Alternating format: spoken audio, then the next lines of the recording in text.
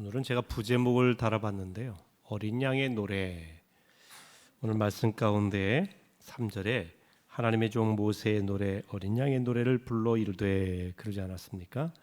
그래서 어린 양의 노래 이런 제목을 부제목으로 붙여봤습니다.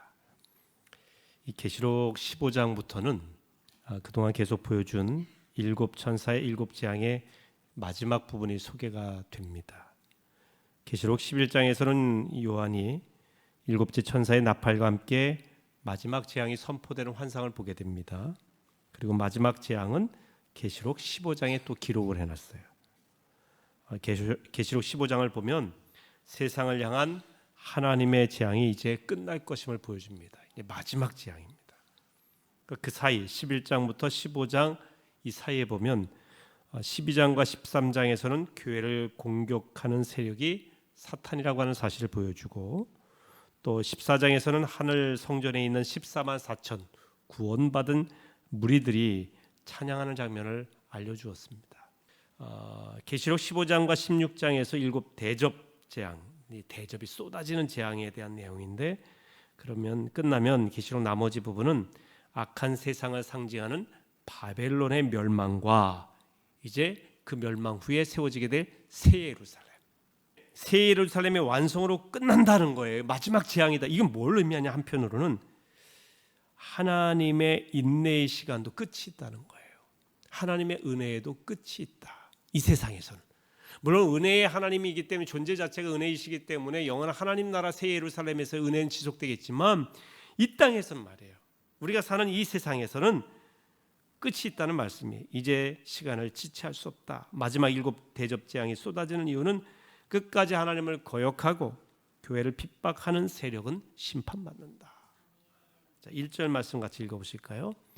또 하늘에 크고 이상한 다른 이적을 보매 일곱 천사가 일곱 재앙을 가졌으니 곧 마지막 재앙이라. 하나님의 진노가 이것을 마치리로다. 하나님의 재앙이 쏟아질 때 어떤 현상이 일어나느냐? 대역전 드라마가 일어나요. 믿는 사람들 받게 하던 세상 권세와 하나님의 백성의 처지가 완전히 바뀌게 돼요. 마지막 재앙이 있다는 거. 마지막 하나님의 진노가 이것으로 마친다. 진노가 마친다는 것은 하나님의 은혜도 끝난다는 거예요. 진노가 있다, 징계가 있다라는 것은 돌아오라는 거죠. 돌아오라. 이런 진노와 징계, 회초리를 드는 것은 돌아오라는 뜻이에요. 부모님이 자녀를 버리거나 부모님이 이 사람 상종 안 하면요, 회초리 들 이유도 없어요. 왜 힘들게 회초리를 들어요? 회초리를 들어서 땅땅 때린다는 것은 돌아오라는 거죠. 기회를 주는 거예요. 여러분, 인생에 있어서 내가 별 문제 없이 살아가는 게 좋은 게 아니라, 내가 문제가 있을 때 하나님이 때리시고 아프게 하시고, 내가 그것을 깨닫지 못했을 때 하나님께서 나로 하여금 고난 가운데 거하게 하면서 그걸 보게 하시는 게 은혜예요. 하나님의 징계에는 은혜가 있다는 거예요. 돌아오라, 돌아오라. 그래야 산다. 세상 권세는 무서운 심판을 받게 될 것이고, 마지막 때는 그리고 하나님의 백성은 구원받게 될 것이다. 근데 이 구원받은 백성들은 어떻게 하냐? 여러분, 요한계시록을 읽으면서 구원받은 백성들의 특징이 뭐예요? 찬양한다는 거. 찬양. 자, 오늘 말씀 2절에서 4절까지의 말씀 한번 천천히 읽어봅니다.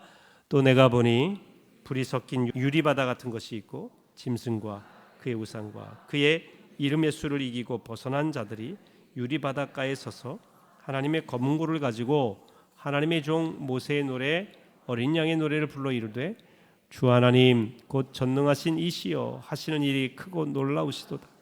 만국의 왕이시여 주의 길이 의롭고 참되시도다. 주여 누가 주의 이름을 두려워하지 아니하며 영화롭게 하지 아니하오리까? 오직 주만 거룩하시니이다. 주의 의로우신 일이 나타났음에 만국이 와서 주께 경배하리이다 하더라. 아멘. 누가 노래한다고 했느냐? 말씀에 보면 2절 보여주세요. 짐승과 그의 우상과 그의 이름의 수를 이기고 벗어난 자들이라. 우리말 성경으로 보면 짐승과 그 짐승 우상과 그 이름을 상징하는 숫자를 이긴 사람, 그 이름을 상징하는 숫자를 이긴 사람, 숫자를 상징이라고 우리말 성경에는 분명히 번역하고 있습니다. 숫자는 상징이죠. 그 숫자 그대로 믿으면 안 된다고 그랬어요. 14만 4천이 구원받은 자라고 해서 14만 4천만 구원받는다는 게 아니라는 걸 몇 차례 얘기를 했습니다. 666이라고 해서 이게 컴퓨터 바코드가 아니라고 계속 얘기를 했어요. 상징수라는 거예요. 그걸 우리가 알아야 된다는 겁니다. 마귀와 싸워 이긴 사람은 짐승의 표를 끝까지 거부한 사람이에요. 짐승에게 머리 숙일지라도 속이지 않고 머리 숙이지 않고 순교할지라도 주님을 배반하지 않는 사람. 이런 사람들은 하나님께서 심판하실 때를 두려워하지 않고 오히려 노래한다. 그들에게 심판은 두려운 일이 아니라 구원의 때이기 때문에 기쁨으로 노래하는 순간이라는 거예요. 참 이게 기가 막힌 역설이죠. 하나님의 징계와 재앙과 심판이 있는 그 마지막 때가 우리 믿음의 백성들에게는 찬양할 때예요. 왜냐? 하나님의 공의가 실현되고 믿음의 백성들이 구원받는 때이기 때문에 그렇습니다. 그래서 믿음의 백성은 요한계시록을 보면서 계속 또 강조하는 거, 마지막 때를 두려워하지 않는다. 할렐루야. 그리고 마지막 때에 일어날 하나님의 역사를 오히려 찬양한다. 구원받는 자의 특징은 뭐냐? 찬양한다. 찬양한다. 그래서 여기 보면 모세의 노래, 어린 양의 노래를 한다 그러지 않습니까? 이 모세의 노래라는 건 뭘까요? 구약 시대에 이 모세가 이스라엘 백성들을 이끌고 출애굽한 뒤에 첫 번째 만난 장벽이 뭡니까? 첫 번째 뭐예요? 뭘 만나죠? 홍해를 만나요. 홍해를 만나는데 앞에는 홍해가 있어요. 출애굽기 14장에 보면 뒤에는 애굽의 군대가 쫓아와요. 이걸 진퇴양난이라고 그러죠. 앞으로 갈 수도 없고 뒤로 물러날 수도 없고. 백성들은 막 어찌할 바를 몰라요. 야, 여기서 우리가 죽으려고 여기까지 왔는가? 이거 큰일 났다. 그때 모세가 뭐라고 합니까? 너희는 잠잠하라. 하나님이 하시는 일을 봐라. 그렇게 얘기했다. 모세도 어떻게 하실지 모르고 그냥 믿음으로 선언한 거예요. 그때 하나님께서 모세의 지팡이를 들어 홍해를 내리치게 하시죠. 그러자 동풍이 불어서 이 홍해 바다가 둘로 쫙 갈라지는 모세의 기적이 일어납니다. 마른 땅을 건너게 하시고, 그리고 다 건너고 나니까 뒤에서 쫓아오던 애굽의 군대가 마른 땅으로 막 이 전차를 타고 달리다가 다 들어왔을 때, 전차가 다 들어오고 애굽 군대가 막 건너려고 할 때 물을 합쳐서 그들을 쓸어 가셨다는 거예요. 그래서 이스라엘 백성들 하나도 안 다치고 구원하신 사건이 홍해에서 건지신 구원의 사건이에요. 그러니까 이때의 모세와 또 많은 백성들은 구원의 하나님을 노래합니다. 이게 모세의 노래예요. 그러니까 다시 말하면 모세의 노래는 우리를 구원하신, 적들로부터 적은 치시고 그리고 우리를 구원하신 하나님의 은혜에 대한 노래라고 하는 것입니다. 이 모세의 노래는 대반전의 노래죠. 불가능을 가능케 하신 하나님의 능력을 찬양하는 노래입니다. 모세의 노래와 어린 양의 노래를 구체적으로 살펴보면 그 노래의 내용은 첫째, 하나님의 능력을 찬양합니다. 자, 한번 보시겠습니다. 3절에 그 노래하는 부분 있죠. 주 하나님 곧 전능하신 이시여 하시는 일이 크고 놀라우시도다. 무엇을 찬양하고 있느냐? 전능하신 하나님을 찬양합니다. 하나님의 능력을 찬양해요. 계시록에 보면 계속해서 전능하신 하나님이라는 표현이 많이 나옵니다. 황제의 권세 앞에 눌려 살던 그리스도인들에게는요, 세상에서 가장 큰 권세가 황제예요. 황제. 짐승이에요. 짐승.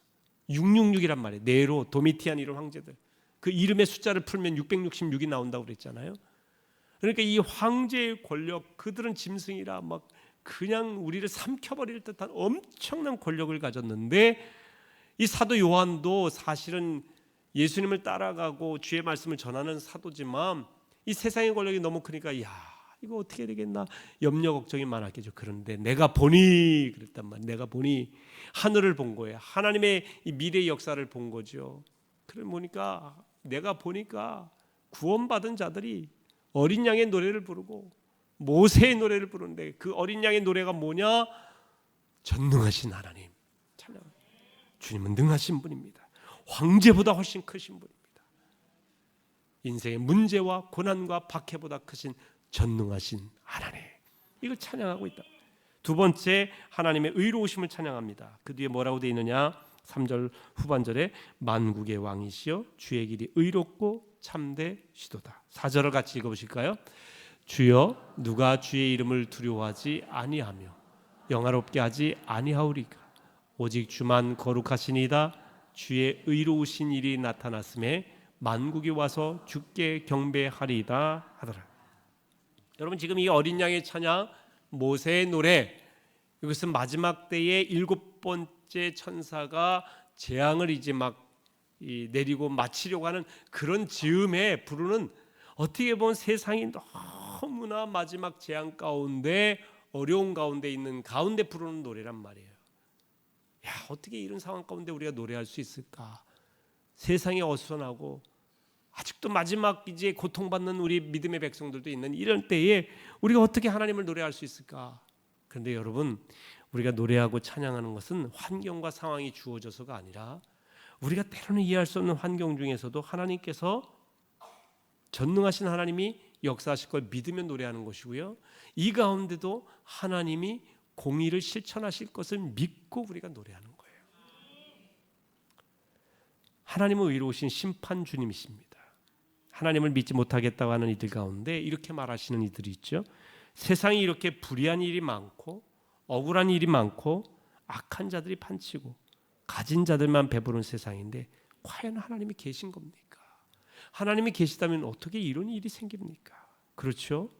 우리가 사는 세상은 정의, 공평, 정직을 상실한 시대 같습니다. 불의가 정의로, 부도덕이 너그러움으로 둔갑한 시대 아닙니까? 그런데 하나님을 믿는 사람은 반드시 기억해야 될 것이 있어요. 모든 악과 불의, 탐욕과 은밀한 죄가 심판받을 날이 반드시 온다는 거예요. 그날이 마귀와 싸우느라 말할 수 없는 고난을 당하였던 사람들, 억울했던 사람들, 주를 위해 상처 입은 사람들이 구원의 노래를 부르는 대역전 드라마가 펼쳐진다. 그러니까 요한계시록은 믿음으로 살고 정직하게 살고 끝까지 주님 바라보는 구원의 백성들에게는요, 희망의 메시지예요. 마지막 날이라고 하는 우울한 메시지가 아니라, 심판과 징계와 두려움의 메시지가 아니라 하나님의 공의가 반드시 대역전 드라마를 펼치며 세워질 날이 있다. 이거 우리에게 말씀해 주고 있다. 사랑의 하나님께서 어떻게 불신자 심판하실 수 있느냐, 이렇게 이야기하는 분들이 있어요. 하나님 사랑의 하나님이 아니냐? 근데 여러분, 동시에 공의 하나님이시라는 거 말씀드렸죠. 둘 중 하나만 취하는 것은 바른 신앙관이 아니에요. 자기 이기주의로 믿는 거예요. 초기 교회 시절에 오리겐이라고도 부르는데요, 신학자가 있었는데 이분은 유니버셜리즘이라고 하는 걸, 보편주의죠. 보편주의. 그리고 하나님의 유니버셜 러브를 강조를 했어요. 보편적인 사랑, 우주적인 사랑. 무슨 얘기냐면요, 굉장히 좋은 그럴듯한 얘기. 하나님은 본질 자체가 사랑이시다. 우주적인 사랑이시다. 그 하나님의 사랑을 죄인들이 흠집낼 수 없다는 거예요. 결국은 하나님의 그 우주적인 사랑 때문에 온갖 세상에서 죄인들까지도, 심지어 믿지 않는 자들까지도 사랑의 하나님은 구원하실 수밖에 없다. 이건 아멘하면 안 돼요. 이건 이단입니다. 오리게네스라고 하는 신학자가 참 훌륭한 하나님의 사랑의, 그러니까 이분이 하나님의 사랑의 보편성, 그 사랑의 깊이, 넓이, 엄청난 그 하나님의 사랑, 인내심을 연구하고 깊이 묵상하다 보니까 그 사랑에, 야, 너무나 풍성하신 분이구나, 이건 좋아요. 근데 한쪽으로 너무 갔어. 하나님의 공의에 대해서는 묵상이 안 된 거예요. 그러다 보니까 사랑만 강조하다 보니까 죄인도 구원하시죠. 근데 회개해야죠. 내가 죄인임을 인정하고 주의 십자가 사랑 아니면 구원받을 수 없습니다, 인정을 해야 되는데 그 부분이 빠졌단 말이에요. 그러니까 여러분들 중에도 그럴 수 있어. 아니, 하나님 사랑이신데 모든 사람 구원하시고 저런 사람도 돌이키고 돌아오게 하고, 그 사람들에게 하나님께서는 꼭두각시처럼이 아니라 하나님 모든 사람 구원하시도록 보편적인 사랑을 펼치시는 분은 맞지만, 그러나 누구든지 하나님께서 믿기만 하면 구원받도록 하셔서 누구든지 구원받을 가능성이 있지만, 그러나 믿어야 구원받도록 하나님께서 그거는 전제를 두셨죠. 왜? 우리는 꼭두각시가 아니에요. 자기 스스로의 결단과 의지를 가지고 하나님의 손을 잡도록 하나님이 우리를 만드신 거예요. 그 작용이 있어야 된다는 거예요. 그게 바로 십자가예요. 십자가의 위대함이 그겁니다. 십자가는 하나님의 공의와 사랑이 동시에 있어요. 하나님의 공의는 뭐냐? 죄인은 꼭 죄에 대한 대가를 받아야 된다는 거예요. 그래서 그 죄에 대한 대가를 치르는 것이 예수님께서 십자가에서 속죄, 죄에 대한 속죄, 죄값을 치르시면서 피 흘리신 거예요. 그런데 우리가 죽어야 될, 우리가 치러야 될 그 값을 그분이 대신 희생하셨다 해서 그게 사랑이에요. 그러니까 예수님의 죽으심은, 죄값을 치르는 죽으심은 공이요, 나 대신 죽으신 그 죽으심이 사랑이라는 거예요. 그게 십자가예요. 그래서 우리 기독교 신앙은 십자가고 그 십자가가 능력이라고 고린도전서 1장 18절에 말씀하고 있어요. 하나님의 사랑과 공의의 능력이에요. 하나님께서 십자가를 통하여 우리에게 주고자 하신 것은 단지 죄 용서함 받는 것만이 아니라 하나님의 의로움을 덧입혀 주신 거예요. 하나님의 공의도 있기 때문에 사랑과 공의로 우리가 십자가를 믿을 때 덧입게 되는 겁니다. 그래서 우리는 하나님께 죄를 용서받은 것만 찬양할 것이 아니라 우리를 의롭다 칭하신 그분의 놀라우신 은혜의 찬양이 있어야 돼요. 그러니까 여러분들이 바로 이렇게 공의, 하나님의 공의, 의를 세우기 위해서 대신 죄값을 치렀기 때문에 의롭게 됐는데, 여러분은 죄인이기 때문에 대신 죽을 수가 없어요.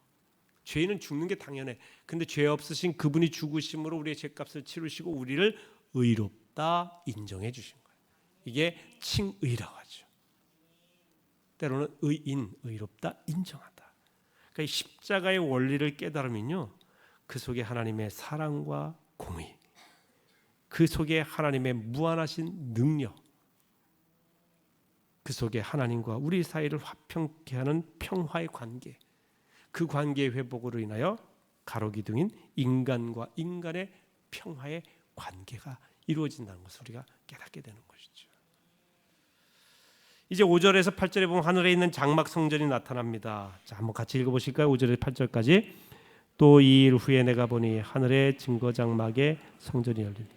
7 재앙을 가진 7 천사가 성전으로부터 나와 맑고 빛난 세마포 옷을 입고 가슴에 금띠를 띠고 네 생물 중에 하나가 영원토록 살아계신 하나님의 진노를 가득히 담은 금대접 7을 그 7 천사들에게 주니 하나님의 영광과 능력으로 말미암아 성전의 연기가 가득 차매 7 천사의 7 재앙이 마치기까지는 성전에 능히 들어갈 자가 없더라.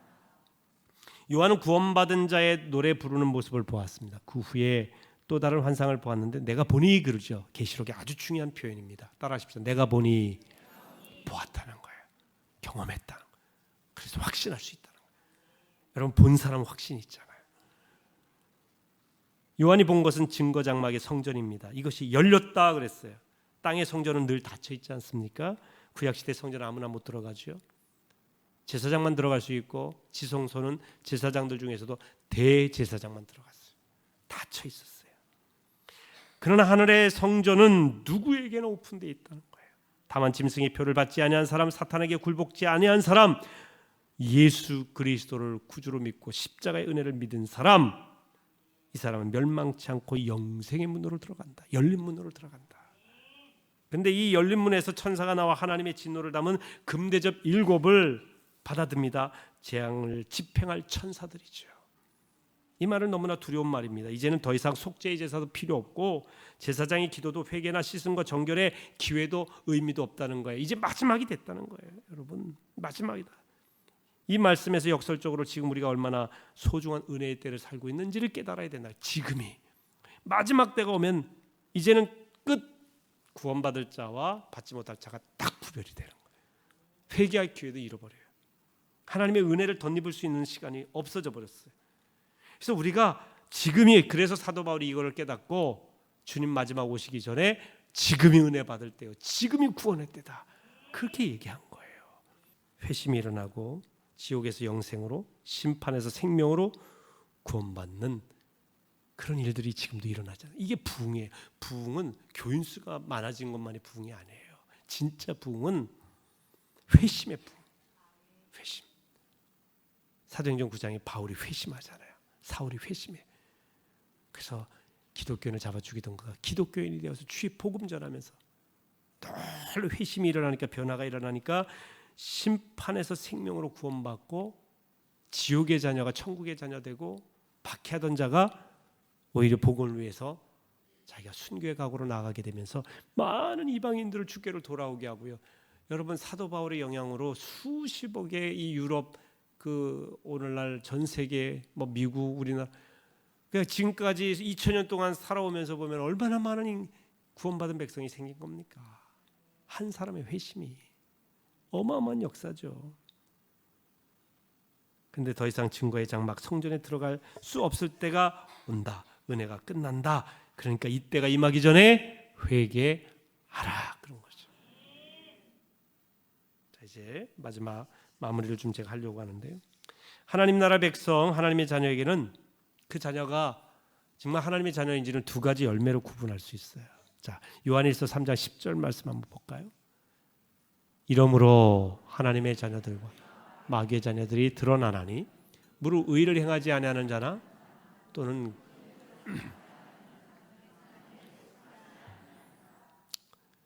이 말씀 처음 보시는 분도 있죠. 하나님께 속했다. 하나님께 속해야 구원받은 자입니다.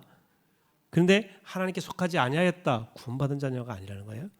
우리는 이제 믿음에 대해서만 늘 얘기하는데 그 믿음에 대해서 구체적으로 성경은 또 얘기하는 부분이 있는데요. 믿음의 사람들의 모습이 무엇이냐 보세요. 의를 행하지 아니하는 자나 형제를 사랑하지 아니하는 자는 하나님께 속하지 않았다는 거, 구원받지 못했다는 거. 다 바꿔서 얘기하면 하나님의 자녀의 표시는 의를 행하는 것과 형제를 사랑하는 것으로 나타난다는 거예요. 아멘이십니까? 성경의 이야기예요. 형제 사랑하십니까? 의를 행하십니까?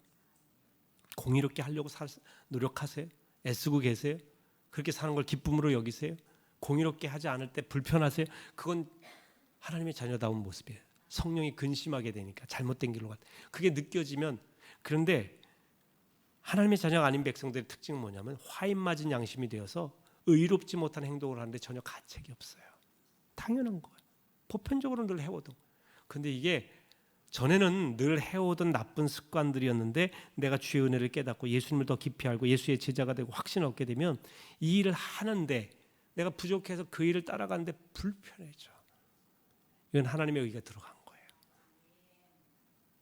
성령이 근심하게 됐다는 것은 성령이 없다는 게 아니라 있는데 근심하시는 거잖아요. 달라요. 그러니까 죄를 전혀 안 짓는 게 아니라 짓더라도 마음이 달라서 더 이상 죄 짓고 싶은 마음이 안 드는 거예요. 나의 육신의 연약함 때문에 때로는 따라갈 때도 있지만, 그리고 자꾸 사랑의 마음이 생겨요. 용서하고 사랑하고 싶어져요. 전에는 막 조금만 저기 하면 막 부딪혔는데 좀 생각해 보니까 불쌍하구나. 그래, 주님 잘 몰라서 그렇지. 불쌍한 마음, 긍휼히 여기는 마음. 근데 사실 여러분, 우리가 이걸 아는데 냉정하게 보면 우리가 진짜 공의롭고 진짜 사랑할 수 있느냐는 거예요. 공의의 잣대를 자기 가족에게 적용할 때와 미워하는 사람에게 적용할 때가 다를 때가 있어요. 나는 정말 공정하다고 말하는 것 자체가 불공정이고 거짓일 때가 많습니다. 사랑도 마찬가지. 모든 사람을 공정하게 어떻게 사랑해? 편애할 때가 많죠. 제가 사랑이 있다고 하지만 제 사랑도 공의로운, 정말로 은혜로운 사랑, 하나님의 사랑이라고 보기는 어려울 때가 많습니다. 우리의 사랑은 상대적 사랑이라 누군가를 사랑하면서 누군가를 소외시키고 누군가를 아프게 할 때도 있어요. 요즘 내로남불이란 말이죠. 내가 하면 로맨스, 남이 하면 불륜. 그렇게 됐죠. 사람이 얼마나 공정하지 못하고 진실한 사랑을 하기 어려운 연약한 존재인가를 보여주는 말입니다. 그래서 우리는 도저히 100% 사랑하며 100% 공의로울 수가 없어요. 그래서 하나님 앞에 우리는 죄인임을 고백할 수밖에 없어요. 하나님의 심판을 면할 수 있는 길이 뭐냐면 우리가 이런 절대적인 공의와 사랑을 실천하는 게 아니라 우리는 하나님 앞에 부족한 존재임을 늘 고백하며 주 없이 살 수 없다고 고백하는 거예요. 하나님과 그래서 주님의 동행하심을 늘 사모하는 거예요. 내 혼자 설 수 없으니 주님 늘 동행해 달라고. 그리고 그분이 그렇게 구하는 자에게 임마누엘 함께 하신다는 것을 믿는 것. 그것이 마지막 때를 살아가는 우리 믿음의 백성들의 삶의 자세입니다. 마지막 하나님이 공의로운 심판이 있을 것을 깨닫고 내가 공의를 행하고 사랑을 실천하기를 원하지만 부족하니 주님 함께 해주세요. 함께 해주세요. 그래서 다 함께 해주시는 이 주님이 우리와 함께 하심을 오늘 이 시대에 경험할 수 있도록 예수님은 이제 한 분이셨잖아요. 2000년 전 분인데 어떻게 예수님이 오늘 이 시대에 우리와 함께 하느냐? 그래서 예수님이 누구를 보내신다? 보혜사 성령님. 그래서 성령님이 우리와 함께 하시는 것이 곧 하나님이 함께 하시는 것이고 예수님이 함께 하세요. 왜? 삼위일체이기 때문에. 세 분의 역할은 다르지만 하나이시기 때문에, 하나님이시기 때문에. 바로 이것이 삼위일체. 그래서 우리가 기도할 때 강조하는 게 성령 충만, 성령의 함께하심.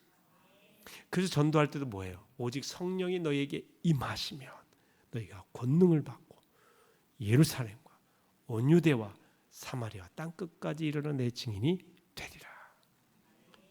성령이 임하셔야 된다는 거죠. 성령이 함께 하셔야 된다. 예수님도 너희가 어디 가서 말할 때 두려워. 성령이 너에게 할 말을 주시리라. 할 말을 주시리라.